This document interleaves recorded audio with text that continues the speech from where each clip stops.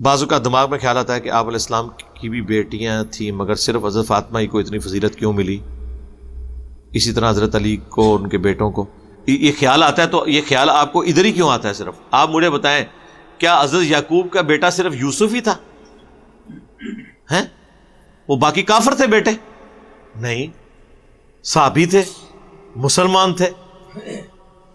حضرت یوسف کے ساتھ جو کچھ انہوں نے کیا کوئی کفر تو نہیں کیا تھا، شیطان سے مغلوب ہو کے ایک غلط ایکٹیویٹی کی، بعد میں حضرت یوسف نے انہیں معاف کر دیا، اسی بھائی کو انہوں نے سجدہ بھی کیا. تو اس کے بعد تو ہونا چاہیے تھا کہ ان میں سے بھی ایک دو کوئی پیغمبر بن جاتے. یہ تو ہمیشہ رہا ایسے، یہ اللہ کی مرضی ہے کہ اللہ تعالیٰ اولاد میں سے کسی ایک کو ڈومیننٹ کر دے. تو نبی علیہ السلام کی جو 4 بیٹیاں تھیں ان میں سے اللہ تعالیٰ نے حضرت فاطمہ کو فضیلت دے دی. اس میں کون سا ایسا مسئلہ ہے؟ حضرت ابراہیم علیہ السلام کے 2 بیٹے تھے، حضرت اسحاق اور حضرت اسماعیل. اسحاق علیہ السلام کی اولاد میں ہزاروں انبیاء ہیں بنی اسرائیل کے، چلیں محتاط اندازہ لگا لیں تو سینکڑوں انبیاء. اور حضرت اسماعیل کی اولاد میں صرف ایک نبی صلی اللہ علیہ وآلہ وسلم ہے. تو باقی کیا وہ حضرت ابراہیم کی اولاد نہیں تھے؟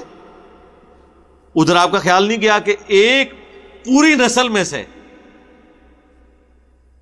آلموسٹ 3500 سال کے اندر کوئی پیغمبر ہی نہیں اللہ نے کو نظر آیا حضرت اسماعیل کی اولاد میں سے سوائے نبی علیہ السلام کے؟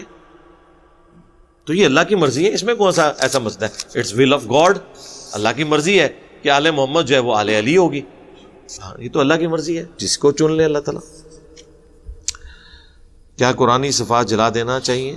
ایسا کرنا گناہ تو نہیں، کوئی گناہ نہیں، یہ تو بلکہ سنت ہے. حضرت عثمان غنی کی صحیح بخاری میں موجود ہے، قرآن کے اوراق انہوں نے جلوا دیے تھے جس کی وجہ سے قرات کا اختلاف ہو رہا ہے.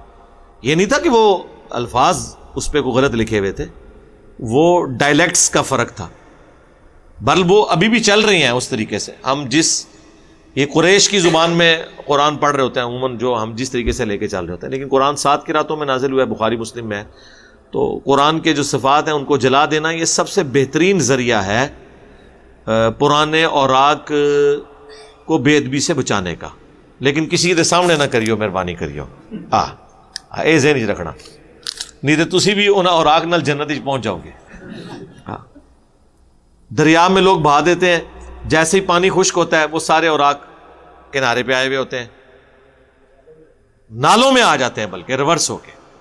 اسی طریقے سے قبرستان میں بھی لوگ جو دفنا دیتے ہیں تو اب کبھی کوئی نئی قبر کھودی کی وہ نیچے نکل آتے ہیں. تو یہ کام نہیں، سب سے آسان طریقہ یہ ہے کسی کے سامنے نہ کریں، الگ سے اپنے گھر کی چھت پہ چلے جائیں، سردیوں کے اندر جمع کرتے رہے، سردیوں ہو تو جناب نال آگ بھی سیکو مزے نال، اور اس کو ختم کرو، اور اس کا ذکر کسی سے نہیں کرنا.